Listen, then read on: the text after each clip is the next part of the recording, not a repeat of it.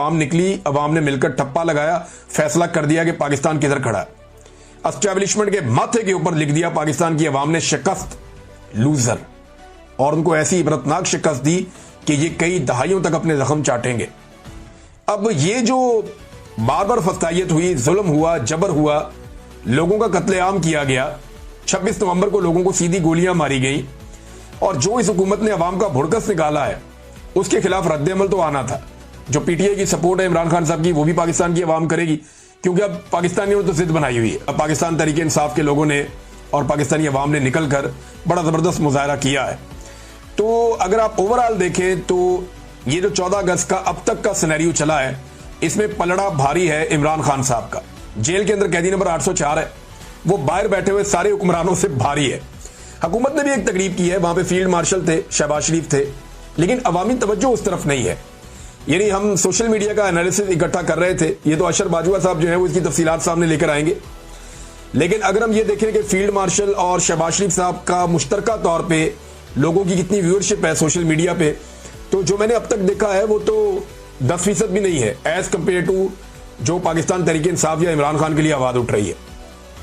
यानी यहां जो भरपूर कवरेज हो रही है सोशल मीडिया पे और पूरे तरीके से लोग उसको फॉलो कर रहे हैं, वो कैदी नंबर 804 उसके नारे लग रहे हैं और उसी की प्रमोशन हो रही है।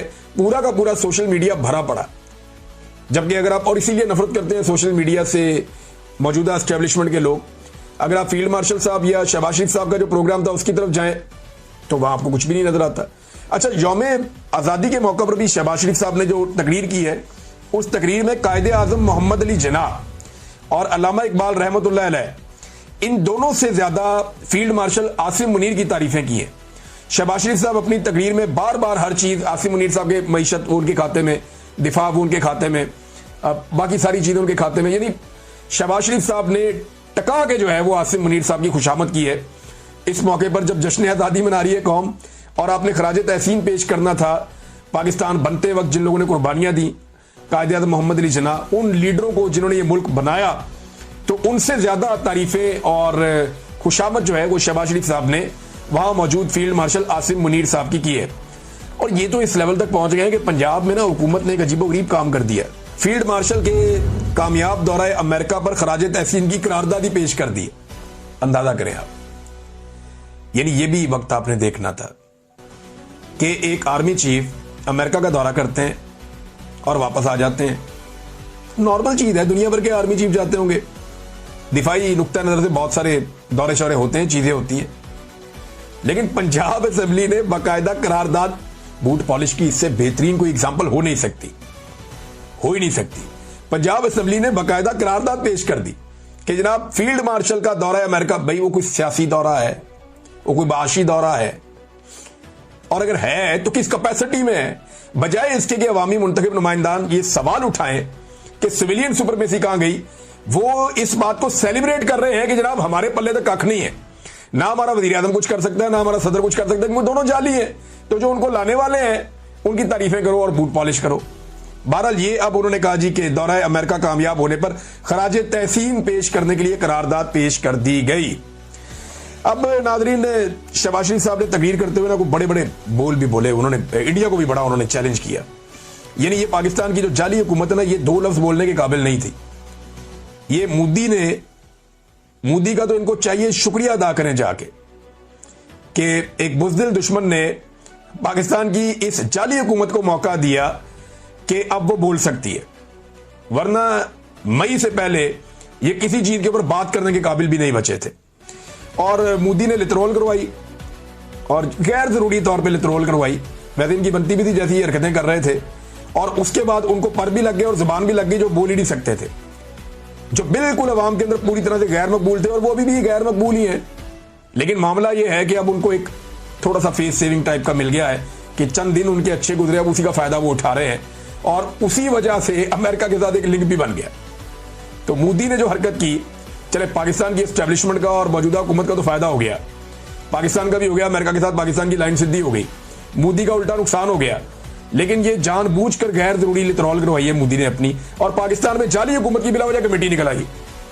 वो बह गए सबको, उन्होंने कहा जी हर चीज के अंदर अब डालो ये वाला दिन भी, पहले 9 मई खाली डालते थे, अब जनाब ये भी डालते हैं बीच में कि ये बहुत बड़ी को जंग जीती है पाकिस्तान ने। हालांकि कश्मीर पाकिस्तान को फतह करना चाहिए और जो पाकिस्तान का पानी है जिसके ऊपर भारत ने कब्जा किया हुआ है वो पानी छुड़वाना चाहिए। अभी इस वक्त भी जब मैं आपसे बात कर रहा हूं तो पाकिस्तानी पानियों के ऊपर भारत का कब्जा है, तो अपना पानी पाकिस्तान से छुड़वाना पाकिस्तान की रिस्पॉन्सिबिलिटी है। हर फोरम के ऊपर इस पे बात करनी चाहिए, हर लिहाज से इसको छुड़वाना चाहिए, खाली धमकियों से काम नहीं चलेगा। और दूसरा, जो कश्मीर का मामला है वहां पे पाकिस्तान को फैसला कुन कोई किरदार अदा करना चाहिए। अभी तक वहां कोई एक चौकी भी, बल्कि 400 चौकियों का कह रहे थे, कुछ टाउट्स के फतह हो गई हैं तो पता चला कि एक भी नहीं हुई। नादरीन, एक बंदा जो है वो जेल से छूट कर आया है। ये इमरान खान साहब का एक कारकुन है, हैदर मजीद, ISF से इसका ताल्लुक रहा और एक नौजवान वकील रहनुमा के तौर पे भी है। तो हैदर मजीद को पकड़ लिया गया था, मिलिट्री कोर्ट के अंदर रखा गया, काफी इसके ऊपर जुल्म हुआ और बहुत परेशानियां इसने और इसके खानदान ने देखी। फिर इसे अब जेल से रिहा कर दिया गया। इसकी रिहाई के लिए जिस तरह लोग पहुंचे हैं, बैरियर्स हटा के, रुकावटें तोड़ के, जिस तरह लोग जेल तक पहुंचे और बड़ी तादाद में पहुंचे हैं और जैसे लोग इसको इस्तकबाल करके लेकर गए हैं, इससे बड़े बड़ों के होश ठिकाने आ गए।